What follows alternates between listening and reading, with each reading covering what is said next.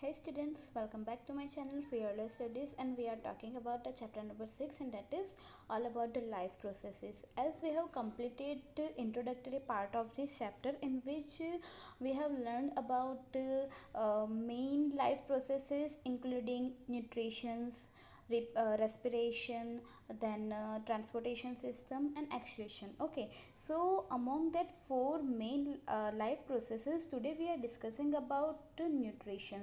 So whenever we are talking about the nutrition, we are dealing with the food. Okay, nutrition मतलब क्या होता है कि आपको न्यूट्रिएंट चाहिए, तो वो न्यूट्रिएंट आपको कहाँ से मिलेगा? From food. So whenever we are talking about the nutrition, keep in mind that we are talking about the food. Okay, so here one example is given, and that is walk or ride a bicycle, we are using up energy. That means जब भी हम कुछ भी काम करते हैं, either we are walking or we are riding a bicycle, we are using energy.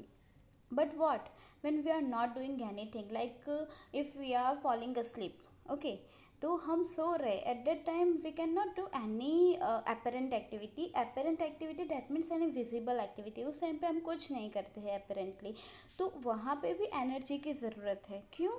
क्योंकि to maintain a state of order in our body, हमारे बॉडी में जो state of order, that means the cells tissues and then organ system, तो उनके functions और उनको maintain रखने के लिए भी तो एनर्जी चाहिए है. तो जब भी हम कुछ कर रहे हैं, कुछ वर्क कर रहे हैं या कुछ वर्क नहीं भी कर रहे, at that time energy is consumed. Okay, so हमने पहले भी पढ़ा था जब हमने इंट्रोडक्शन दिया था कि nutrition that means material from outside in order to grow, develop, synthesize protein and other substances need in the body. हम बाहर से कुछ मटेरियल, कुछ सब्सटेंस जो होते हैं उसको कंज्यूम करते हैं, किसके लिए? To grow, develop and synthesis protein and other substances. Okay, so हमको पता है that food is a source of energy. So यहाँ पे लिखा है that source of energy and material is the food. हमें आउटसाइड से क्या मिलता है? फूड, और वो फूड क्या है? Source of energy. ओके, इतना याद रखना है आपको. Now how do living things get their food? उनको उनका खाना, लिविंग बींग्स जो है, तो उनको खाना कहाँ से मिलता है? तो यहाँ पे लिखा है that general requirement for energy and material is common. Material that means food, and food is source of energy. Okay, so food and energy requirement. Okay, जो फूड हमने कंज्यूम किया है, वो फूड में से जो एनर्जी मिलती है उसकी रिक्वायरमेंट सब में कॉमन है. जितने भी लिविंग ऑर्गेनिज्म है उस सब में ये रिक्वायरमेंट कॉमन है. जैसे कि ह्यूमन बींग समझ लो, एनिमल समझ लो, बर्ड्स समझ लो, सबको एनर्जी चाहिए कुछ ना कुछ काम करने के लिए, और वो एनर्जी के लिए वो लोग फूड कंज्यूम करते हैं. पर आपने देखा होगा कि जो ह्यूमन बींग है, एनिमल है, बर्ड्स है, उनका फूड कंज्यूम मतलब फूड ऑब्टेन करने का जो वे होता है वो डिफरेंट होता है. इसीलिए यहाँ पे लिखा है that the general requirement for energy and material is common in all organism, but it is fulfil in different ways. Okay, तो डिफरेंट वे से सबकी जो रिक्वायरमेंट है वो फुलफिल होती है. Now here one example is given, and that is use some organism use simple food material obtain from inorganic source. सबसे पहले आपको ये माइंड में क्लियर होना ज़रूरी है that what is the difference between inorganic source and organic source. Whenever we are talking about the organic source, that means it must contain carbon, hydrogen and oxygen. Okay, oxygen या hydrogen नहीं होगा फिर भी ठीक है, but carbon is necessary. Okay, so जब भी inorganic की बात करो तो जो भी CHNO मतलब कि कार्बन, हाइड्रोजन और ऑक्सीजन के बिना के जो भी मटेरियल है, जो भी सोर्स है, उसको इनऑर्गेनिक सोर्स बोलेंगे. और ये इनऑर्गेनिक सोर्स है, उसका ग्रेट एग्जांपल है carbon dioxide and water. That means जो भी सिंपल है, carbon dioxide just CO2 and H2O, ठीक है ना, तो वो सिंपल इनऑर्गेनिक सोर्स है, उसका as a food material use करते हैं. तो हमें पता है, हमने फोटोसिंथेसिस पढ़ा है, फोटोसिंथेसिस का इक्वेशन भी आपने 9th स्टैंडर्ड में पढ़ा है. उसमें क्या होता है कि carbon dioxide and water molecule जो है वो दोनों क्लोरोफिल जो लीव्स में प्रेजेंट होते हैं, ग्रीन पिगमेंट, तो जब भी सनलाइट के प्रेजेंट में उन दोनों का कॉम्बिनेशन होगा तो कार्बोहाइड्रेट फॉर्म होगा, ग्लूकोज फॉर्म होगा। तो ये जो कंडीशन है इनऑर्गेनिक फूड सोर्स यूज़ करने की, वो कंडीशन को मतलब वो जो ऑर्गेनिज्म है उसको हम क्या बोलते हैं, autotrophs. Auto auto that means वो अपने आप से बना सकता है, एंड ट्रॉफ्स मतलब कि खाना, nutrition, food. Autotrophs that means कि जो इंडिविजुअल, जो ऑर्गेनिज्म अपना खाना खुद से बनाता है। तो इन ऑन अर्थ अपना खाना खुद से कौन बनाता है, तो green plants and some bacteria. Okay, अभी ये तो सिंपल फूड मटेरियल की बात हो गई, but some living organism can use complex substance too. Okay, तो यहाँ पे लिखा है complex substance. So complex substance जो है उनको सिंपल सब्सटेंस में कन्वर्ट करना ज़रूरी है, और जब भी कॉम्प्लेक्स सब्सटेंस का सिंपल सब्सटेंस में कन्वर्ट होता है तो उसके लिए एक कैटलिस्ट चाहिए। आपने केमिस्ट्री में पढ़ा ही होगा कि कैटलिस्ट जो है वो रेट ऑफ रिएक्शन इंक्रीज करती है, और जो भी रिएक्शन होती है उसमें हेल्पफुल रहती है। तो वैसे ही जब भी कॉम्प्लेक्स सब्सटेंस है उसमें से सिंपल सब्सटेंस बनाना है तो at that time biocatalyst use होते हैं, which is also known as the enzyme. Okay, so once it is converted into simpler one, it will now use for growth of the body. Okay, तो पहले complex में से simple होना ज़रूरी है, and once it is simple form, it is in simple form, एक बार वो सिंपल फॉर्म में आ गया उसके बाद बॉडी जो है उसको इजीली एब्जॉर्ब कर सकती है और एनर्जी ऑब्टेन करने के लिए या फिर ग्रोथ के लिए उसका यूज़ कर सकती है। और ये जो ऑर्गेनिज्म है जो कॉम्प्लेक्स सब्सटेंस यूज़ करते हैं which is known as the heterotrophs. यहाँ पे हेट्रो दैट मीन्स किसी के ऊपर डिपेंड होना, एंड ट्रॉफ्स जो मैंने पहले ही बोला कि रिलेटेड टू न्यूट्रिएंट। तो हेट्रोट्रॉफ्स मतलब कि वो लिविंग इंडिविजुअल जो दूसरों के ऊपर डिपेंडेंट रहते हैं। ओके, वो डायरेक्टली अपना खाना नहीं बना सकता, तो वो जो है किसके ऊपर डिपेंड रहते हैं, डायरेक्टली और indirectly on autotrophs. Heterotrophic organisms include animals and fungi, even human beings are also heterotrophic organism, क्योंकि हम अपना खाना खुद से नहीं बना सकते। अगर हम हर्बीवोरस है तो हम ऑटोट्रॉफ्स मतलब कि लिविंग प्लांट्स मतलब जो ग्रीन प्लांट्स होते हैं उसके ऊपर डिपेंड है। अगर हम लोग कार्निवोरस या ऑमनीवोरस है तो हम किसी एनिमल्स के ऊपर डिपेंड रहते हैं। ओके, तो इसीलिए हम भी हेट्रोट्रॉफ्स में इंक्लूड होते हैं। So let's start with the first nutrition and that is the autotrophic nutrition. जैसे मैंने आपको बोला auto that means made by itself. Okay, अगर समझ लो कि कोई प्लांट है तो अपना खाना खुद से बना सकता है, इसीलिए हम उसको ऑटोट्रॉफ्स बोलते हैं। ओके, तो ऑटोट्रॉफिक न्यूट्रिएंट उसमें लिखा है that carbon and energy requirement of the autotrophic organism are fulfilled by photosynthesis. मैंने आगे ही एक्सप्लेन करने टाइम बोला कि जो कार्बन एंड एनर्जी सोर्स है वो फोटोसिंथेसिस से मिल जाएगी। In process substance from outside, कोई भी न्यूट्रिएंट है तो उसका सब्सटेंस बाहर से ही आएगा। ओके, और वो जो सब्सटेंस है जो बाहर से आ रहा है वो एक केमिकल रिएक्शन से कन्वर्ट होगा ऐसे फॉर्म में कि जिसको हम स्टोर कर सकते हैं। ओके, और उसको हम ऐसे भी बोल सकते हैं स्टोर फॉर्म ऑफ एनर्जी, क्योंकि जब भी कोई रिएक्शन होगा उसमें से हमें फाइनली एनर्जी ही चाहिए, तो वो एज अ स्टोर फॉर्म में हो या डायरेक्टली यूज़ हो हमें फ़र्क नहीं पड़ता, वो रिक्वायरमेंट के ऊपर बेस्ड होता है। ओके, सो जो मटेरियल हम बाहर से लेते हैं वो होता है कार्बन डाइऑक्साइड एंड वाटर, और वो कार्बन डाइऑक्साइड एंड वाटर जो है वो सनलाइट की हेल्प से कार्बोहाइड्रेट स्पेशली ग्लूकोज में कन्वर्ट होता है। जितनी भी शुगर्स है उसको हम कार्बोहाइड्रेट बोलते हैं, और जब भी CO2 एंड वाटर मॉलिक्यूल्स का रिएक्शन होगा तो हमें कार्बोहाइड्रेट मिलेगी in the presence of sunlight and chlorophyll. Okay, अभी ये जो कार्बोहाइड्रेट है ना उसके दो यूज़ हो सकते हैं। जैसे मैंने बोला कि अगर इमीडिएटली यूज़ करना है तो कार्बोहाइड्रेट में से इमीडिएटली ब्रेक डाउन होकर हमें एनर्जी मिल जाएगी, बट अगर हमें कार्बोहाइड्रेट का भी यूज़ नहीं है, अभी हमें एनर्जी नहीं चाहिए, तो एट दैट टाइम वो कार्बोहाइड्रेट स्टोर होगा। कौन से फॉर्म में स्टोर होगा, इन the form of starch. Okay, और जब भी हमें रिक्वायरमेंट होगी उस टाइम पे ये जो एनर्जी रिजर्व है, जो स्टार्च जो स्टोर फॉर्म में है उसको हम बोलते हैं रिजर्व। ओके, तो ये जो एनर्जी रिजर्व है जब भी हमें रिक्वायरमेंट होगी तो उसमें से हम यूज़ कर सकते हैं। ये तो बात हुई अपने प्लांट की, कि प्लांट में जो है वो मटेरियल स्टोर होता है स्टार्च के फॉर्म में, बट जब भी एनिमल्स की बात होती है तो उसमें जो भी मटेरियल स्टोर होता है वो ग्लाइकोजन के फॉर्म में स्टोर होता है। ये याद रखना है, MCQ में आ सकता है कि प्लांट की बात है तो प्लांट में कार्बोहाइड्रेट स्टार्च के फॉर्म में स्टोर होता है, और अगर एनिमल्स है तो एनिमल्स में जो भी एनर्जी रिजर्व है वो ग्लाइकोजन के फॉर्म में स्टोर होता है। Now here you can see the equation of photosynthesis in which carbon dioxide and water molecule are used and which is converted into glucose in the presence of chlorophyll and sunlight. Okay, and वो जो sunlight है उसकी presence में glucose बनेगा which is known as a carbohydrate which is a member of carbohydrate and oxygen molecules जो है वो release होता है. इसीलिए हम बोलते हैं कि जब भी photosynthesis मतलब कि डे टाइम में जो प्लांट है वो ऑक्सीजन रिलीज करता है. Why? Because of the photosynthesis. अभी यहाँ पे 3 इंपॉर्टेंट स्टेजेस दिए हैं regarding to this photosynthesis in which first step is absorption of light energy by chlorophyll. Okay, तो यहाँ पे फर्स्ट है सनलाइट है वो एब्जॉर्ब कौन करता है? Chlorophyll. Now second stage is conversion of light energy to chemical energy and splitting of water molecule into hydrogen and oxygen.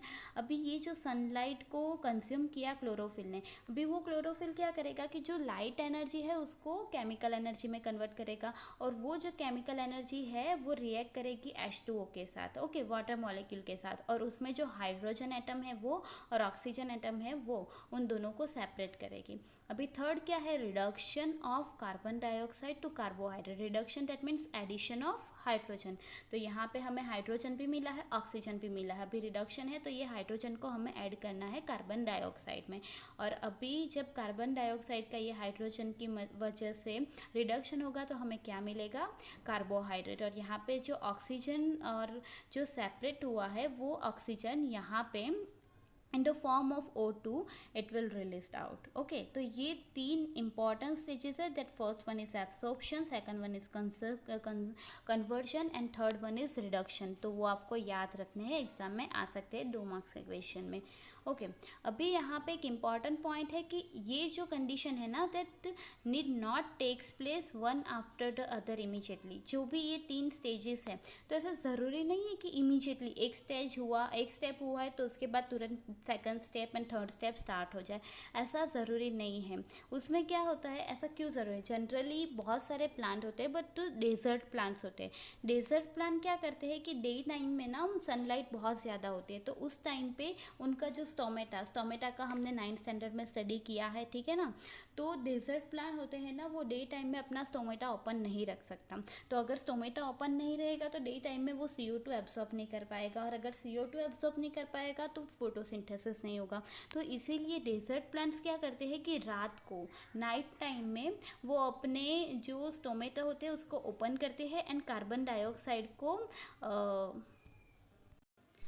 Dioxide जो है उसको एब्जॉर्ब कर लेते हैं. ओके, और कार्बन डाइऑक्साइड आ गया. अभी H2O जो है वो तो रूट के थ्रू अपने प्लांट के लीव्स में और अदर पार्ट में प्रेजेंट रहेगा ही रहेगा. ओके, तो हमारे पास CO2 एंड H2O है बट जो क्लोरोफिल एंड सनलाइट का काम है वो तो दिन में ही होगा.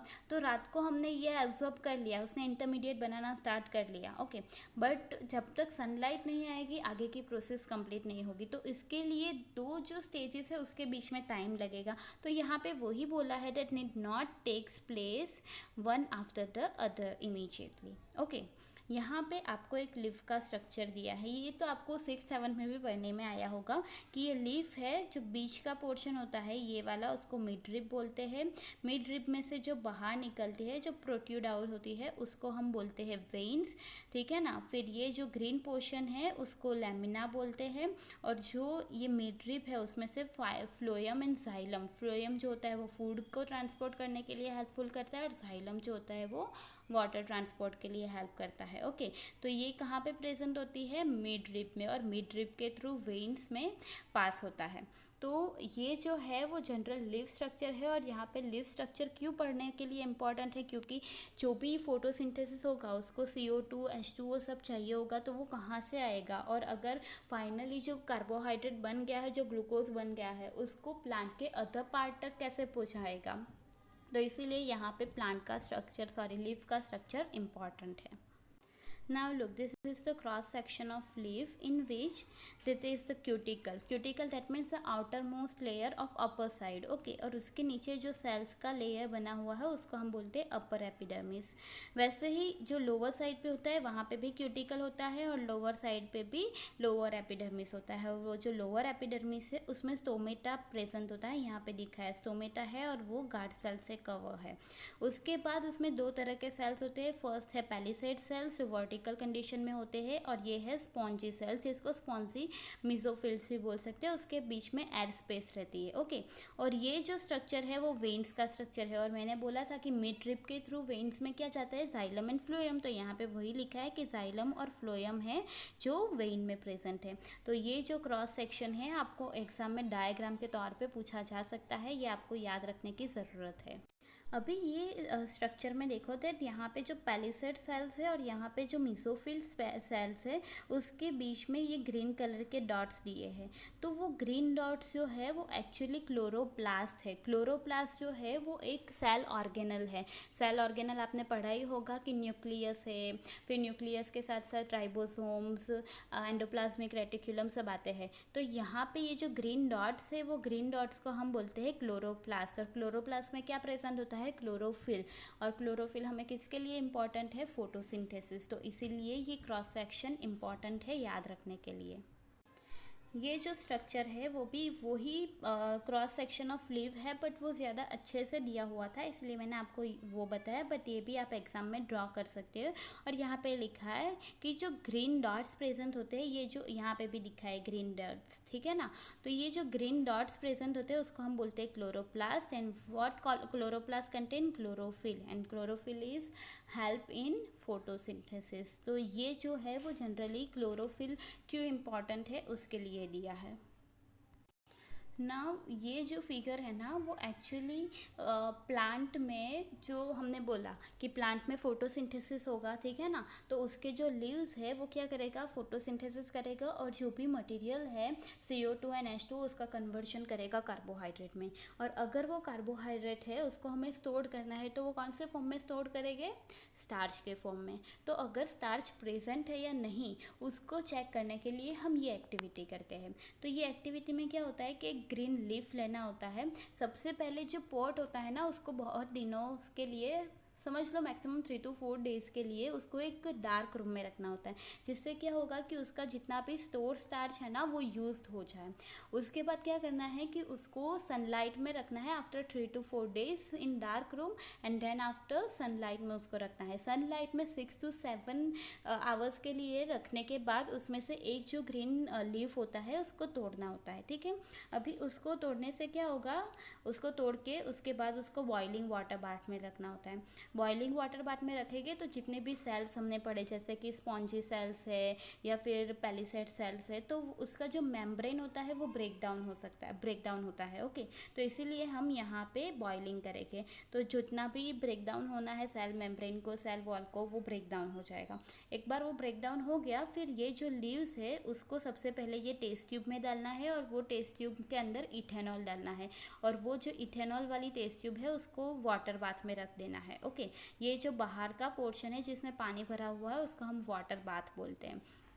तो वो वाटर बाथ में टेस्ट ट्यूब के जिसमें लीव है और साथ में इथेनॉल या अल्कोहल उसको रख देना है. और तब तक गर्म करना है जब तक कि इसका जो ग्रीन कलर है वो इथेनॉल में ना आ जाए. दैट मीन्स कि जितने भी क्लोरोफिल प्रेजेंट है वो लीव में वो क्लोरोफिल डिग्रेड होके बाहर ना आ जाए तब तक उसको गर्म करना है. तो अभी हमने क्लोरोफिल डिग्रेड कर दिया तो सिर्फ प्लांट में क्या बचेगा, इधर CO2 होगा, CO2 भी गैस आउट मतलब गैस है तो वो निकल जाएगा, H2O है तो वो मिक्सअप हो जाएगा. तो बचेगा क्या, सिर्फ ग्लूकोज. और ग्लूकोज भी कौन से फॉर्म में बचेगा, स्टोर्ड फॉर्म में विच इज़ स्टार्च. ओके, तो इसमें सिर्फ स्टार्च बचेगा. अभी ये जो लीव्स है जिसको यहाँ पे ट्रीट किया है, एक बार ग्रीन पोर्शन ये इथेनॉल में लीव हो जाएगा उसके बाद उसका कलर स्लाइटली येलोइश हो जाएगा. तो वो लीव जो है उसको एक बार वॉश करना होता है. तो वॉश करने से क्या होगा कि जो इथेनॉल के जो भी पोर्शन बचे हैं या या कुछ भी ड्रॉपलेट बचा होगा तो वो ड्रॉपलेट यहाँ पे वॉश हो जाएंगे। अभी ये जो लीव है उसको एक डिश में रखना है और उसके ऊपर आयोडीन ऐड करना है। तो जब भी आयोडीन है वो लीव में प्रेजेंट स्टार्च के साथ रिएक्शन करेगा ना, तो वो डार्क पर्पल कलर बनाएगा। तो अगर आयोडीन प्रेजेंट है तो डार्क पर्पल कलर या ब्लूइश कलर आएगा, बट अगर आयोडीन प्रेजेंट नहीं है तो कोई भी कलर फॉर्मेशन नहीं होगा। तो इससे हम प्रूव कर सकते हैं कि हाँ, हमारे जो लीव्स है उसमें स्टार्च प्रेजेंट है। और वो स्टार्च कहाँ से आया? ग्लूकोज से। और ग्लूकोज जो है वो कहाँ से बना? फोटोसिंथेसिस से। तो ये एक एक्सपेरिमेंट है। यहाँ पे देखो आपको दिखाया भी है कि अगर before and after starch test होने से पहले ये ऐसा था, ठीक है ना। बट अगर उसके ऊपर हमने आयोडीन का ड्रॉप ऐड किया है तो आयोडीन की वजह से वो स्टार्च के साथ रिएक्शन करेगा और वो ब्लूइश या डार्क पर्पल कलर का फॉर्मेशन करेगा। यही जो हाईलाइट किया है वो वही स्टेप है जो मैंने आपको ऑलरेडी आगे की फिगर में दिखा दिया है। ओके, तो ये आपको एक्सपेरिमेंट ध्यान रखना है। नाउ अगर हम फोटोसिंथेसिस की इक्वेशन देखें तो उसमें क्या है? Carbon dioxide, water, chlorophyll and sunlight के प्रेजेंस में ग्लूकोज या स्टार्च फॉर्मेशन होगा। ओके, ठीक है। तो H2O है वो तो हमें रूट्स में से मिल जाएगा। रूट्स जब H2O एब्सॉर्ब करेगा तो उसका जाइलम के थ्रू ट्रांसपोर्ट होकर हमें H2O मिल जाएगा, वाटर मिल जाएगा। सनलाइट तो डायरेक्टली मिल रही है और क्लोरोफिल की प्रेजेंट हमने वो क्रॉस सेक्शन में देख लिया। और जो ग्लूकोज या फिर स्टार्च फॉर्मेशन हो रहा है वो हमने आयोडीन या स्टार्च से हमने कंफर्म कर लिया। बट CO2 कहाँ से आता है? तो CO2 जो है वो actually stomata, this is stomata. Okay, यहाँ पे ये जो स्टोमेटा, ये जो पोर लाइक स्ट्रक्चर है उसको हम स्टोमेटा पोर बोलते हैं। यहाँ पे भी ये स्टोमेटा ही है, बट ये क्लोज स्टोमेटा है और ये जो है वो ओपन स्टोमेटा है। तो इसमें क्या होता है? बीच का जो पोर होता है उसको हम स्टोमेटा बोलते हैं और आसपास ये जो सेल है वो सेल को हम गार्ड सेल बोलते हैं। और गार्ड सेल में भी क्लोरोप्लास्ट प्रेजेंट रहते हैं। अभी कंडीशन क्या है कि ये जो टाइनी पोर्स है ना वो गैस एक्सचेंज, मतलब कि अगर CO2 के प्लांट की रिक्वायरमेंट है तो यहाँ से CO2 प्लांट के अंदर जाएगा और जो ऑक्सीजन बाय प्रोडक्ट बनी है तो वो ऑक्सीजन को भी यहाँ से रिमूव करेगा। ओके, तो ये जनरली गैस एक्सचेंज के लिए इम्पॉर्टेंट है। बट अगर ये क्लोज कंडीशन में हुआ तो वहाँ पे कोई भी गैसियस एक्सचेंज नहीं हो सकता। ये क्लोज पोर है उसको ओपन होना ज़रूरी है। तो वो कैसे ओपन होगा? जब भी वाटर इनटेक होगा। ये जो गार्ड सेल है, गार्ड सेल की जो इनर वॉल होती है ना वो ठीक होती है और जो आउटर वॉल होती है ना वो थिन होती है।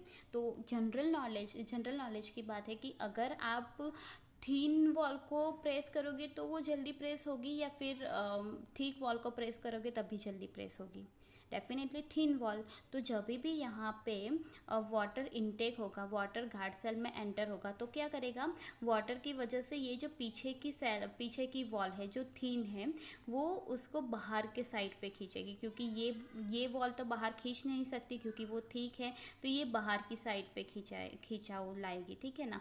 तो अगर वो बाहर के साइड जाएगी तो ये जो पोर है वो भी ओपन होगा, क्योंकि ये जो है ये वॉल इस साइड पे खींचेगा और ये वॉल है वो इस साइड पे खींचेगा। तो इसकी वजह से यहाँ पे पोर ओपन हो जाएगा।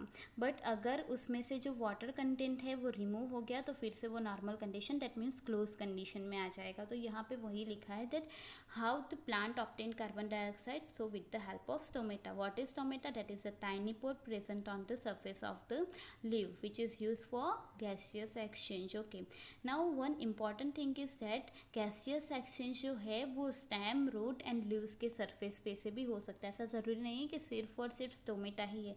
स्टोमेटा के अलावा जो स्टेम, रूट या लीव की सरफेस होती है उसके थ्रू भी गैसियस एक्सचेंज हो सकता है। अभी लार्ज अमाउंट वाटर, अभी ये जो स्टोमेटा है ना वो वाटर को भी इवॉपरेट करने के लिए हेल्पफुल रहता है। मतलब जो भी वाटर कंटेंट है उसका भी इवॉपरेशन होता है।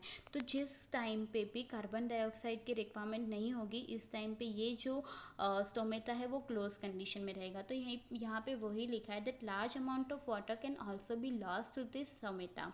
The plant closes its pores when it does not need carbon dioxide for photosynthesis। और उसके अलावा जो ओपनिंग और क्लोजिंग है वो कौन मैनेज करता है? That is the guard cell.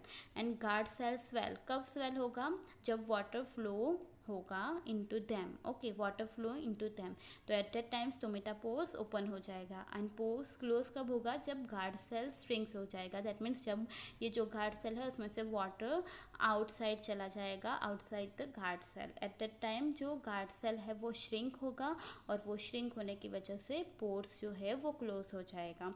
तो ये हुआ कि कार्बन डाइऑक्साइड प्लांट को कहाँ से मिलता है। नेक्स्ट, अभी यहाँ पे एक एक्टिविटी दी है कि जो कंफर्म करती है कि हाँ CO2 इम्पॉर्टेंट है फोटोसिंथेसिस के लिए। तो उसमें यहाँ पे एक अरेंजमेंट करनी होती है। उसमें क्या होता है कि 2 हेल्दी प्लांट्स लेना होता है, और वो हेल्दी प्लांट्स जो है ना वो पहले डार्क कंडीशन में रखना होता है 3 से 4 दिन के लिए, और उसके बाद उसको सनलाइट में रखना होता है। और सनलाइट में रखने के बाद उसको एक बेल जार से कवर कर देना होता है। ओके, तो इससे क्या होगा, सनलाइट तो उसको मिलती रहेगी, बट CO2 वो ही यूज़ कर पाएगा जो ये जार में प्रेजेंट होगा। अभी यहाँ पे जो है ना वो potassium hydroxide, that means KOH। Okay, तो एक वॉश ग्लास लेना होता है जो डिश जैसा होता है, और वो डिश जो है उसमें आपको potassium hydroxide, that means KOH को रखना होता है, और एक जो है उसमें कोई KOH की प्लेट नहीं रखनी होती है। तो क्या होगा कि ये जो KOH है ना वो एटमॉस्फेयर में जितना भी कार्बन डाइऑक्साइड है ना उसको एब्जॉर्ब कर लेगा। तो अगर वो CO2 जो इतना जो एरिया है उसमें प्रेजेंट है उसका CO2 ये एब्जॉर्ब कर रहा है, तो प्लांट जो है उसको सफिशिएंट CO2 नहीं मिलेगा। और अगर CO2 नहीं मिल रहा है दैट मीन्स कि उसमें फोटोसिंथेसिस कम होगा या नहीं होगा। बट यहाँ पे जितना CO2 यहाँ पे प्रेजेंट है उतना तो वो इजीली फोटोसिंथेसिस कर सकता है, ग्रो कर सकता है। तो ये जो एक्सपेरिमेंट है वो करने के बाद हमें क्या करना होता है कि हमें फिर से जो हमने आगे टेस्ट की थी स्टार्च या आयोडीन टेस्ट, वो टेस्ट फिर से करनी होती है। ठीक है ना, तो उससे क्या होगा कि यहाँ पे तो CO2 मिल नहीं रहा है, दैट मीन्स फोटोसिंथेसिस नहीं हो रहा है। तो क्या होगा कि जो कार्बोहाइड्रेट उन लोगों ने स्टोर करके रखा है in the form of starch, वो यूज होना स्टार्ट हो जाएगा। ठीक है ना, तो यहाँ पे जो टेस्ट होगी आयोडीन टेस्ट वो नेगेटिव आएगी। बट यहाँ पे क्या होगा कि वो उसके पास CO2 भी है, और उसके पास स्टोर्ड फॉर्म में जो स्टार्च होगा वो भी है। तो अभी वो स्टार्च है उसका आयोडीन के साथ टेस्ट करेंगे तो वो ब्लूइश कलर लेगा। तो यहाँ पे वो जो आयोडीन टेस्ट है वो पॉजिटिव आएगी। तो इससे हम कंफर्म कर सकते हैं कि CO2 है which is one of the most important part of photosynthesis. Okay, तो ये एक डिज़ाइन किया है। आगे हमने देखा कार्बोहाइड्रेट के लिए, फिर अभी जो हमने देखा वो कार्बन डाइऑक्साइड के लिए। ओके, उसके अलावा एक और है कि कैसे लाइट इम्पॉर्टेंट है। हमने अभी तक तो बोल दिया कि हाँ लाइट एनर्जी है उसका केमिकल एनर्जी में कन्वर्ट होता है, और वो लाइट एनर्जी जो है वो इम्पॉर्टेंट है। बट आप प्रूफ कैसे करोगे कि वो लाइट एनर्जी इम्पॉर्टेंट है फोटोसिंथेसिस के लिए? तो उसके लिए एक और एक्सपेरिमेंट है जो आपकी बुक में नहीं दिया है, बट हम उसको एक बार देख लेते हैं। देखो यहाँ पे लिखा है that can we design an experiment to demonstrate sunlight is essential for photosynthesis? क्या हम demonstrate कर सकते हैं? तो yes, definitely we can। तो हम एक बार वो experiment देख लेते हैं। अभी फोटोसिंथेसिस मतलब कि जो लाइट नेसेसरी है उसके लिए हमें क्या करना है कि प्लांट पे से जो लीव है उसको हमें तोड़ना नहीं है, उसको प्लांट के साथ ही अटैच रहने देना है। और जो एक ग्रीन लीव है उसके ऊपर हमें ब्लैक स्ट्रिप से कवर कर देना है। ओके, तो याद रखना कि ये ब्लैक पेपर स्ट्रिप है ना वो क्या करेगा कि सनलाइट को उसके आर पार नहीं जाने देगा। ठीक है ना, तो सनलाइट यहाँ भी आ रही है और सनलाइट यहाँ पे भी आ रही है, बट यहाँ पे क्या है डायरेक्ट कांटेक्ट में है, तो इसीलिए यहाँ पे फोटोसिंथेसिस होगा।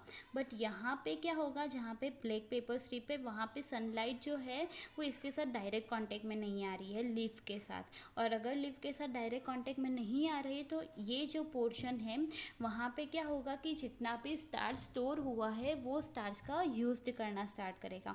तो आफ्टर सम मिनट और आफ्टर फ्यू आवर्स अगर उसका हम स्टार्च टेस्ट करेंगे तो क्या होगा कि यहाँ पे तो फोटोसिंथेसिस हो रहा है, दैट मीन्स स्टोर्ड फॉर्म जो है जो स्टार्च है वो तो प्रेजेंट रहेगा, इसलिए यहाँ पे ब्लू कलर है। अगर नीचे के पोर्शन में देखो तो सेम कंडीशन है कि वहाँ पे भी फोटोसिंथेसिस हो रहा है, तो स्टार्च तो वहाँ पे प्रेजेंट होना ही होना है। बट यहाँ पे जो है वो फोटोसिंथेसिस नहीं हो रहा है, तो जो स्टोर्ड स्टार्च है उसका यूज्ड अप हो चुका है, और यूज्ड अप होने की वजह से स्टार्च जो है वो आयोडीन के साथ रिएक्ट नहीं कर पाएगा, और इसीलिए ये जो कलर है उसका ब्लू नहीं हो पाएगा। ठीक है ना, तो ये एक एक्सपेरिमेंट है कि जिससे आप कंफर्म कर सकते हैं कि लाइट का डायरेक्ट कांटेक्ट में होना भी ज़रूरी है। अगर बीच में कुछ हिंड्रेंस आ जाता है कि जिसकी वजह से सनलाइट डायरेक्टली उसके तक मतलब लीफ के क्लोरोफिल तक नहीं पहुंच पा रही है, तो एट दैट टाइम भी फोटोसिंथेसिस नहीं होगा। तो ये क्रिटिकल एक्सपेरिमेंट है कि जो लाइट है वो क्यों इम्पॉर्टेंट है फोटोसिंथेसिस के लिए। अभी इतने तक तो हमने पढ़ा जो भी एसेंशियल मटेरियल्स है वो पढ़ा, पर उसके अलावा H2O वाटर, वाटर कहाँ से आएगा? रूट से, फ्रॉम सॉइल, जो मैंने आपको ऑलरेडी बोल दिया। फिर अदर मटेरियल्स कौन से तो उसमें आएगा nitrogen, phosphorus, iron, magnesium, taken up from the soil. जितने भी न्यूट्रिएंट्स है, ठीक है ना, न्यूट्रिएंट्स मतलब समझ लो सिर्फ कार्बन, हाइड्रोजन और ऑक्सीजन जो है वो आपको एटमॉस्फेयर में से मिलेगा। उसके अलावा जो भी नाइट्रोजन है, फॉस्फोरस है, आयरन है, मैग्नीशियम है, वो प्लांट को सॉइल में से ही ऑब्टेन करने पड़ेंगे। और उसमें भी सबसे एसेंशियल जो है वो नाइट्रोजन है, क्योंकि नाइट्रोजन है जैसे प्रोटीन सिंथेसिस के लिए या फिर डीएनए बनाने के लिए भी नाइट्रोजन इम्पॉर्टेंट है। अभी नाइट्रोजन, जैसे हमने कार्बन में देखा कि कार्बन भी दो तरह के होते हैं, इनऑर्गेनिक कार्बन, ऑर्गेनिक कार्बन। तो इनऑर्गेनिक में कार्बन डाइऑक्साइड आएगा, बट अगर ऑर्गेनिक की बात करोगे तो कार्बोहाइड्रेट आएगा। तो वैसे भी नाइट्रोजन है, तो नाइट्रोजन का inorganic form that means nitrite and nitrate, जैसे हमने 9th स्टैंडर्ड में नाइट्रोजन साइकिल में पढ़ा था,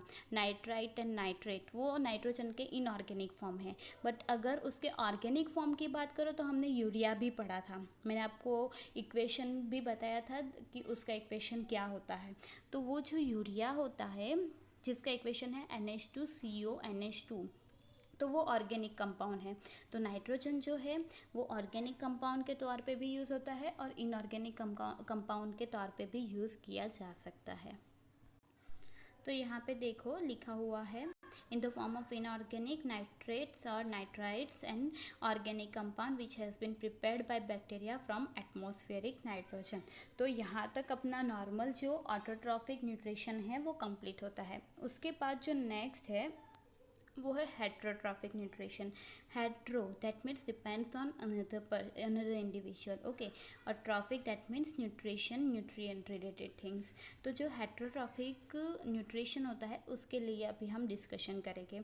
तो each organism is adapted to its environment, okay, मतलब समझ लो कि कोई वाइल्ड एनिमल है तो उसका एनवायरनमेंट होगा फॉरेस्ट, अगर ह्यूमन बीइंग है तो वो नॉर्मल जो भी सिविल कंडीशन है उसमें रह सकता है, अगर एक्वेटिक एनिमल है तो वो वाटर का जो एनवायरनमेंट है उससे अडॉप्ट करता है। मतलब ईच ऑर्गेनिज्म जो लिविंग है वो एनवायरनमेंट को अडेप्ट करता है। Now the form of nutrition differ depending on the type and availability of food material as well as how it is obtained by the organism. Type and availability of food, okay, availability that means वो easily accessible है या नहीं है, ठीक है ना।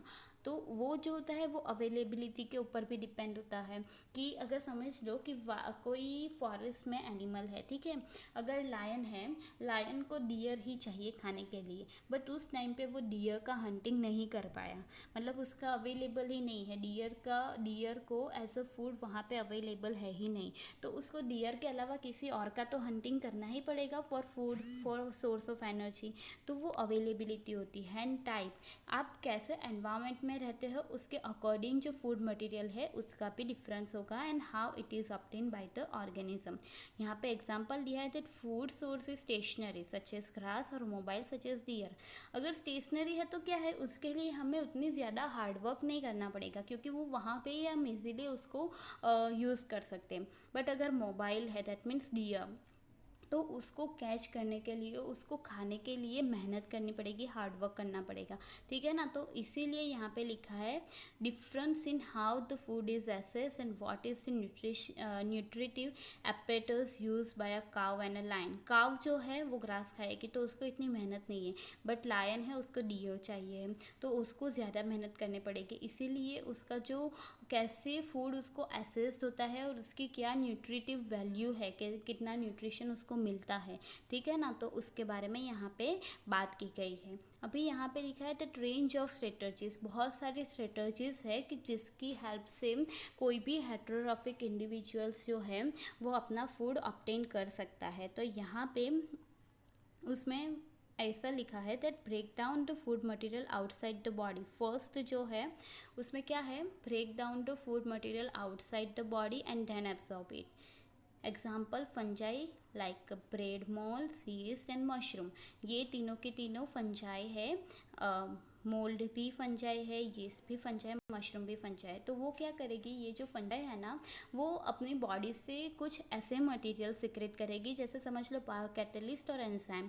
तो वो एंजाइम अगर बाहर के साइड पे सिक्रेट हो रहा है तो उसके आसपास जितना भी न्यूट्रिटिव मटेरियल्स है वो डिग्रेड होकर सिंपल फॉर्म में कन्वर्ट हो जाएगा, और वो सिंपल फॉर्म को फिर डायरेक्टली वो एब्जॉर्ब कर लेगी in case of fungi. But अगर ह्यूमन बीइंग की बात करें तो हम क्या करते हैं कि पहले फूड जो है उसको हम खाते हैं। That means first take in whole material and then break it down.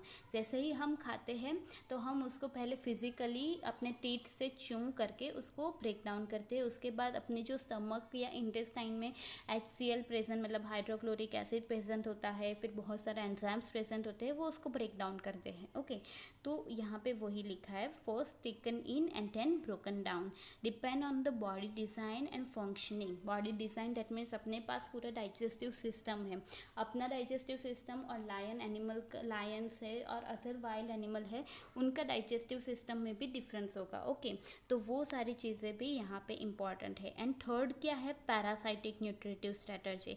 Parasitic nutritive strategy में क्या होता है कि वो न्यूट्रिएंट तो लेते हैं प्लांट और एनिमल्स में से, बट उसको मारते नहीं है।